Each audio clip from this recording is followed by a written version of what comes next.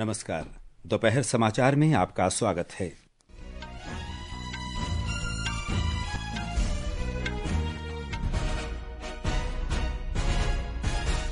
प्रधानमंत्री नरेंद्र मोदी ने गुवाहाटी में एडवांटेज असम के दूसरे संस्करण निवेश और बुनियादी ढांचा शिखर सम्मेलन का उद्घाटन किया। कहा, असम स्टार्टअप हब बन रहा है और जल्द ही पूर्वोत्तर का विनिर्माण केंद्र बनेगा। दिल्ली की मुख्यमंत्री रेखा गुप्ता ने विधानसभा में उत्पाद शुल्क नीति पर सीएजी रिपोर्ट पेश की। विधानसभा अध्यक्ष ने अमर्यादित व्यवहार के लिए आम आदमी पार्टी के 12 विधायकों को निलंबित किया। संयुक्त राष्ट्र सुरक्षा परिषद ने यूक्रेन संघर्ष को तेजी से समाप्त करने और रूस और यूक्रेन के बीच स्थायी शांति के लिए एक अमरीकी मसौदा प्रस्ताव अपनाया। मौसम विभाग ने अगले 2 दिन में पश्चिमी हिमालय और उत्तर पूर्वी मैदानी इलाकों में वर्षा में वृद्धि का अनुमान लगाया।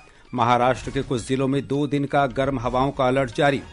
आईसीसी चैंपियंस ट्रॉफी क्रिकेट में आज दोपहर रावलपिंडी में ग्रुप बी के मैच में दक्षिण अफ्रीका का सामना ऑस्ट्रेलिया से होगा।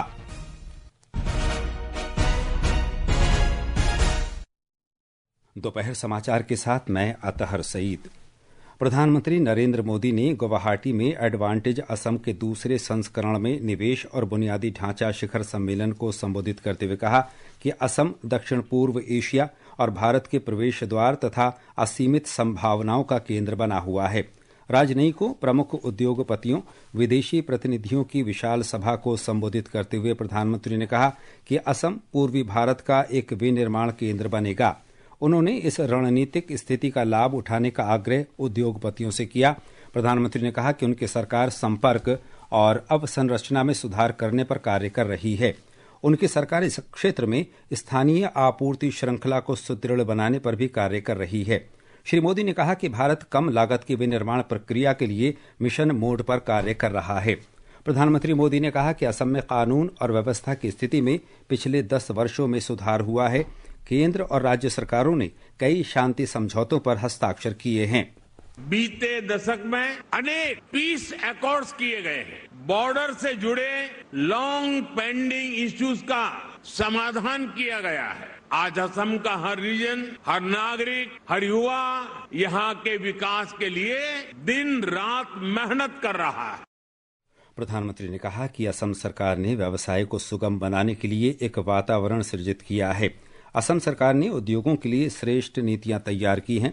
इसने वर्ष 2030 तक 1.5 अरब की अर्थव्यवस्था बनने का लक्ष्य निर्धारित किया है। आज भारत में इकोनॉमी के हर सेक्टर में बड़े रिफॉर्म्स हो रहे हैं। हमने ईज ऑफ डूइंग बिजनेस के लिए निरंतर काम किया। हमने इंडस्ट्री और इनोवेशन कल्चर को बढ़ावा देने का पूरा इकोसिस्टम तैयार किया है। स्टार्टअप के लिए नीतियां हो, मैन्युफैक्चरिंग के लिए पीएलआई स्कीम्स हो, या मैन्युफैक्चरिंग कंपनियां और एमएसएमई को टैक्स में छूट देना हो, हमने हर एक के लिए बेहतरीन पॉलिसीज बनाई है। श्री मोदी ने कहा कि केंद्र सरकार राज्य सरकार को लगातार समर्थन दे रही है। केंद्र सरकार ने हवाई संपर्क दुरुस्त करने के अलावा और 60 आधुनिक रेलवे स्टेशनों के निर्माण के लिए रेलवे बजट में वृद्धि की है। असम भारत के आर्थिक विकास में एक महत्वपूर्ण भूमिका निभा सकता है। एडवांटेज असम शिखर सम्मेलन का दूसरा संस्करण असम और पूर्वोत्तर क्षेत्र के लिए एक नई शुरुआत है। उद्घाटन सत्र के बाद प्रधानमंत्री नई दिल्ली रवाना हो गए हैं। 2 दिवसीय शिखर सम्मेलन में उद्घाटन सत्र, 7 मंत्री स्तरीय सत्र और 14 विषयगत सत्र शामिल हैं। राष्ट्रपति द्रौपदी मुर्मू ने आज देश में स्वास्थ्य संस्थानों में बेहतर चिकित्सा सुविधाओं के विकेंद्रीकरण और अधिक शोध पर बल दिया।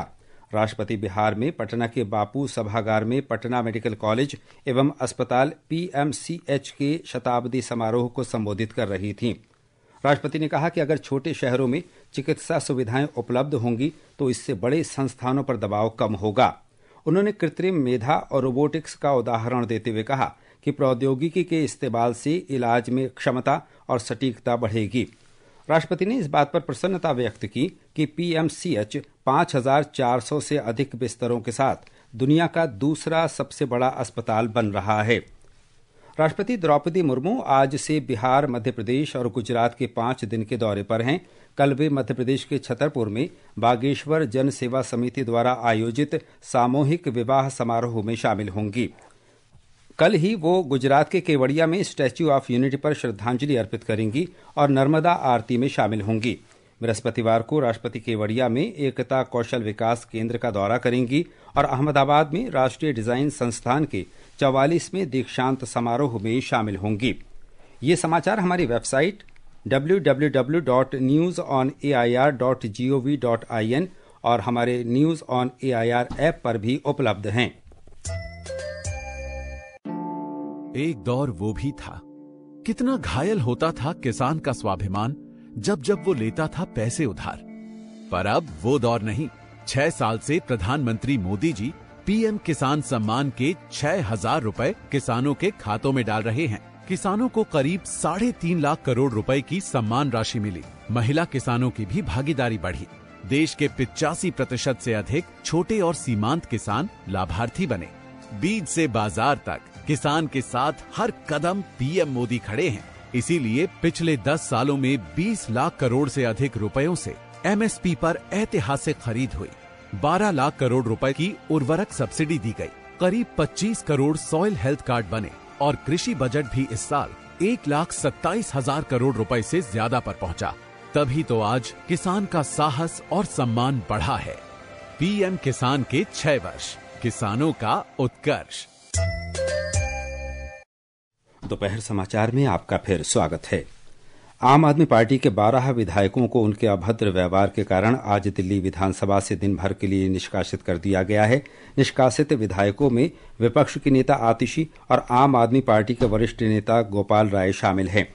आज सुबह जब उपराज्यपाल वीके सक्सेना सदन को संबोधित कर रहे थे, तब विपक्षी सदस्यों ने दिल्ली के मुख्यमंत्री रेखा गुप्ता के कमरे से डॉक्टर भीमराव आम्बेडकर और भगत सिंह की तस्वीर हटाए जाने पर नारेबाजी शुरू कर दी।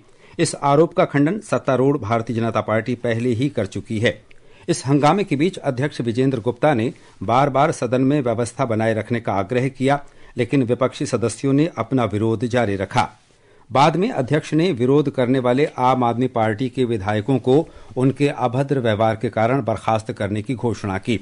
अपने संबोधन में उपराज्यपाल ने कहा कि दिल्ली सरकार नीति मार्गदर्शन के लिए दस्तावेज के रूप में विकसित दिल्ली संकल्प पत्र को लागू करेगी और लोगों से किए गए सभी वायदों को पूरा करेगी। आगामी 5 वर्षों में मेरी सरकार साधारण नागरिकों से संबंधित 5 बुनियादी जरूरतों समेत निम्न 10 प्रमुख क्षेत्रों पर व्यापक जोर देगी। भ्रष्टाचार मुक्त कुशल प्रशासन, सशक्त नारी, गरीब कल्याण, स्वास्थ्य सुविधाओं में सुधार, उत्कृष्ट शिक्षा व्यवस्था, विश्व स्तरीय सड़क परिवहन, स्वच्छ एवं प्रदूषण मुक्त दिल्ली, यमुना नदी का पुनरुद्धार। भारत के नियंत्रक और महालेखा परीक्षक ने आम आदमी पार्टी सरकार की शराब नीति से संबंधित रिपोर्ट में कहा है कि इस नीति के कारण सरकारी खजाने को 2,000 करोड़ से अधिक रुपए के राजस्व का नुकसान हुआ है। मुख्यमंत्री रेखा गुप्ता द्वारा दिल्ली विधानसभा में आज पेश की गई रिपोर्ट में दिल्ली में शराब की आपूर्ति के विनियमन और निगरानी करने वाले आबकारी विभाग के तरीकों में कई विसंगतियां उजागर हुई हैं। इसमें कहा गया है कि थोक विक्रेताओं, खुदरा विक्रेताओं, होटलों, क्लबों और रेस्तराओं को जारी किए गए लाइसेंस में नियमों की अनदेखी की गई है। विभाग ने विभिन्न प्रकार के लाइसेंस जारी करने में नियम और शर्तों तथा आबकारी नियमों से संबंधित विभिन्न आवश्यकताओं की जांच किए बगैर लाइसेंस जारी किए हैं। एक रिपोर्ट। 200 से अधिक पन्नों की इस रिपोर्ट में गलत निरीक्षण रिपोर्ट से लेकर कारण बताओ नोटिस की कमी, शराब नीति में क्षेत्रीय लाइसेंसधारियों से सुरक्षा जमा की गलत वसूली और शराब नीति में अन्य खामियां शामिल हैं। केंद्रीय लेखा परीक्षक ने पिछली सरकार में शराब की गुणवत्ता नियंत्रण की कमी को उजागर किया और शराब नीति के कार्यान्वयन में आई समस्याओं के बारे में रिपोर्ट में कहा गया कि कुछ रिटेलरों ने नीति की अवधि समाप्त होने तक लाइसेंस बनाए रखे, वहीं कुछ ने नीति अवधि समाप्त होने से पहले ही लाइसेंस लौटा दिए, जिससे आपूर्ति में विघटन हुआ और लगभग 900 करोड़ रुपए का राजस्व नुकसान हुआ। विधानसभा अध्यक्ष विजेंद्र गुप्ता ने कहा कि 2017-18 से अब तक कैग की रिपोर्ट सदन में प्रस्तुत नहीं की गई। उन्होंने कहा कि पिछली सरकार ने संविधान में कैग रिपोर्ट से संबंधित प्रावधानों का उल्लंघन किया। सदन में रिपोर्ट पर टिप्पणी करते हुए बीजेपी विधायक अरविंदर सिंह लवली ने आरोप लगाया कि पूर्व आम आदमी पार्टी सरकार ने लोकतांत्रिक मूल्यों को कमजोर किया। सकलेन अख्तर के साथ अक्षित वैद्यान, आकाशवाणी समाचार, दिल्ली। रक्षा मंत्री राजनाथ सिंह ने आज नई दिल्ली में आयोजित अलंकरण समारोह में भारतीय तटरक्षक बल के कर्मियों को वीरता, विशिष्ट सेवा और सराहनीय सेवा के लिए 32 पदक प्रदान किए। इनमें विशिष्ट सेवा के लिए 6 राष्ट्रपति तटरक्षक पदक, वीरता के लिए 11 और सराहनीय सेवा के लिए 15 पदक शामिल हैं। श्री सिंह ने कहा कि सरकार भारतीय तटरक्षक बल की क्षमता बढ़ाने के लिए प्रतिबद्ध है। संसद की संयुक्त समिति की एक राष्ट्र एक चुनाव पर बैठक संसद भवन में जारी है। बैठक में आज समिति कानूनी विशेषज्ञों के साथ बातचीत कर रही है। 39 सदस्यों वाली समिति में लोकसभा से 27 और राज्यसभा से 12 सदस्य हैं। एक आश्चर्यजनक घटनाक्रम में संयुक्त राष्ट्र महासभा में अमेरिका ने अपने पश्चिमी सहयोगियों से नाता तोड़कर प्रमुख यूक्रेन प्रस्ताव पर रूस के साथ आ गया है। भारत ने महासभा में मॉस्को को यूक्रेन में आक्रामक बताने वाले 2 प्रस्ताव पारित किए, जिसमें भारत अनुपस्थित रहा। अमेरिका ने मॉस्को के साथ रूस के हमले की निंदा करने वाले यूक्रेन के नेतृत्व वाले प्रस्ताव के खिलाफ मतदान किया, जबकि चीन इसमें अनुपस्थित रहा। ये समाचार आकाशवाणी से प्रसारित किए जा रहे हैं। ताज़ा समाचार जानने के लिए आप हमारे social media handle @AIR news Hindi को फॉलो कर सकते हैं। ये आकाशवाणी है। अब खबरें महाकुंभ से।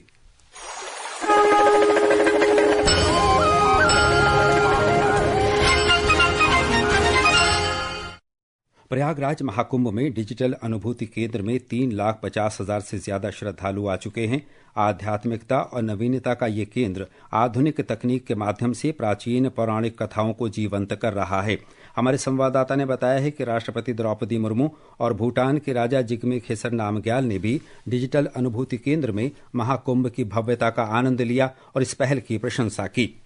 महाकुंभ मेला क्षेत्र के सेक्टर 4 में बना डिजिटल अनुभूति केंद्र इस आध्यात्मिक महापर्व के मुख्य आकर्षणों में से एक है। केंद्र में AI, वर्चुअल रियलिटी और होलोग्राम देश की समृद्ध संस्कृति को डिजिटल प्रगति के साथ जोड़ रहे हैं। डिजिटल अनुभूति केंद्र विशेष रूप से युवा आगंतुकों और अंतर्राष्ट्रीय पर्यटकों को आकर्षित कर रहा है। केंद्र में 12 गैलरी हैं और ये महाकुंभ, समुद्र मंथन, यमुना नदी और प्रयाग महापर्व की कहानियों को डिजिटली दर्शाते हैं। उत्तर प्रदेश के मुख्यमंत्री योगी आदित्यनाथ ने डिजिटल अनुभूति केंद्र की सराहना की और इसे विरासत और तकनीक के बीच का सेतु बताया। आदर्श के साथ अभिषेक कपिल, आकाशवाणी समाचार, प्रयागराज।